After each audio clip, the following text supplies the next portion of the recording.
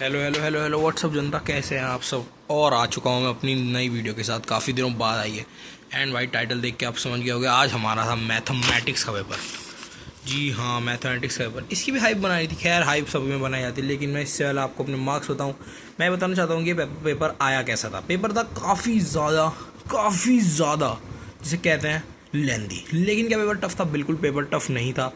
Calculus ज़्यादा था इसलिए कुछ लोगों को लग सकता है, लेकिन मुझे पेपर लगा आसान। और मेरे आ रहे हैं मार्क्स इसमें 78 आउट ऑफ 80। ये मेरे मैक्सिमम मार्क्स हैं लेकिन मेरे मिनिमम 75 या उससे कम भी आ सकते हैं, लेकिन 70 से ऊपर तो रहेगा ही रहेगा। Let's go. अब बात करेंगे कि पेपर में आखिर हुआ गया। तो देखो गाइस, सेक्शन ए बहुत ही आसान। इसमें सिर्फ मेरे 2 गलत हैं, और सिर्फ यही गलत है भाई मेरा पूरे पेपर में। ठीक है ना, इजी इजी सब कुछ इजी, कुछ भी नहीं है। ये मुझसे नहीं हुआ, पता नहीं क्यों। एंड भाई इसका आंसर सब ए बता रहे हैं भाई। ए तो नहीं होना चाहिए यार, इसका तो डी होना चाहिए भाई। प्लीज़ भाई इसका क्या होगा भाई, बताना, कमेंट्स में बताना ज़रूर इसका क्या होगा। एंड भाई मैंने तो डी करा है, लेकिन ए बता रहे हैं, तो मुझे ये भी मेरा शायद गलत हो गया। और भाई ये देखो कितने ईजी सवाल है भाई। ये देखो, ये भाई वैल्यू पुट कर दो ना भाई। ये देखो भाई, कंटिन्यूटी इतना ईजी। ये भाई वैल्यू पुट करनी है भाई। क्या a क्रॉस b बाई 2, बस खत्म हो गया भाई। क्या ऐड कर दो भाई, दोनों को डायगोनल निकाल लो, इतना ईजी। सेक्शन बी, लेकिन भाई सेक्शन सी काफ़ी बढ़िया था। पहला ही सवाल, इंटीग्रेशन बाई पार्ट, इसमें बहुत टाइम लगा। उसके बाद प्रूफ कर दिया। उसके बाद ये, इसमें इतना टाइम लगा भाई, क्योंकि ये बहुत ही अच्छा सवाल है। एंड शायद जेई लेवल पे भी हो, मुझे क्या पता भाई, है ना। ये प्रूफ करना था। शो दैट वाले तो हो जाते हैं यार। शायद ये भी गलत हो सकता है मेरा, इसी वजह से मैं -3 भी कर रहा हूँ उसमें 75 में, मतलब 75 कर रहा हूँ। और पता है गाइज, मेरे साथ आज पता है क्या हुआ। जब मैं अपना पेपर दे रहा था ना भाई, 1 घंटा होने वाला था, तो मैंने सेक्शन ए हो गया था, बी हो गया था। जैसे ही मैंने देखा 1 घंटा हुआ है, मैंने लगा बहुत अच्छी स्पीड है, सेक्शन ए भी कर दिया 1 घंटे में, सी डी ई और करना है 2 घंटे में, आराम से हो जाएगा। लेकिन भाई फिर हमारे क्लास में आया एक सर, और वो कहता है घड़ी ख़राब, समय बर्बाद, ऐसा तो उसने कुछ कहा, है ना। वो कूल बनने की कोशिश कर रहा था, लेकिन है ना, क्या बात है। तो भाई वो घड़ी जो थी ना भाई, वो 10-20 मिनट पीछे चल रही थी भाई। इसका मतलब 1 घंटा नहीं, 1 घंटा 25 मिनट हो गए थे। डैम, है ना। और उस वक्त मेरी फट चुकी थी कि भाई 3 सेक्शन रह रहे हैं, वो भी 5 मार्कर 3 मार्कर।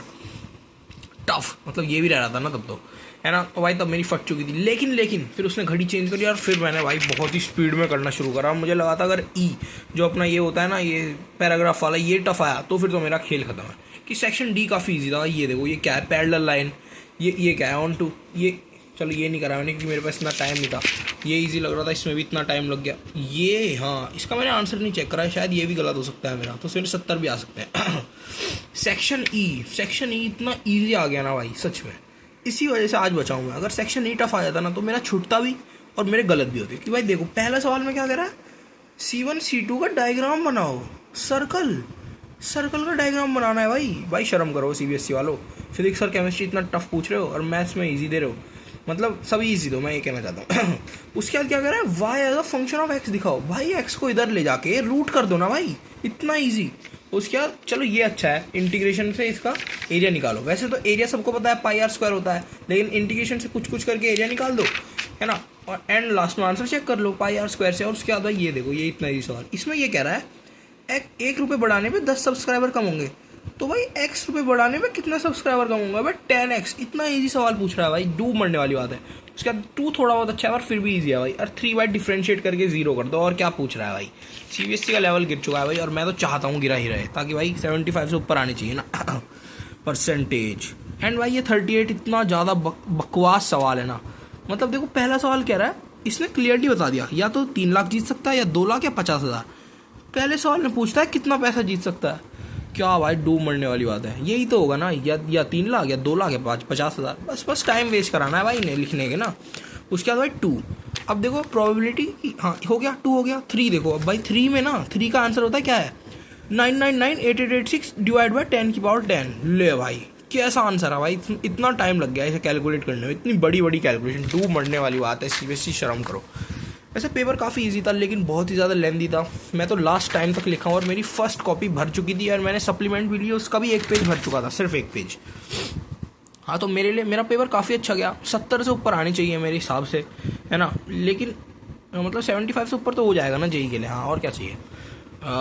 हाँ तो गाइस, देखते रहिए। इसी चैनल को लाइक कर दो भाई। अगर तुमने लाइक करा ना, तो तुम्हारा भी पेपर बहुत ही अच्छा जाने वाला है इंग्लिश का, क्योंकि भाई इंग्लिश का पेपर आता है टफ। है ना। लाइक करो, चैनल को सब्सक्राइब करो एंड कमेंट में बता देना भाई कि ये मीम किस वेब सीरीज से है या किस मूवी से है, मुझे नहीं पता।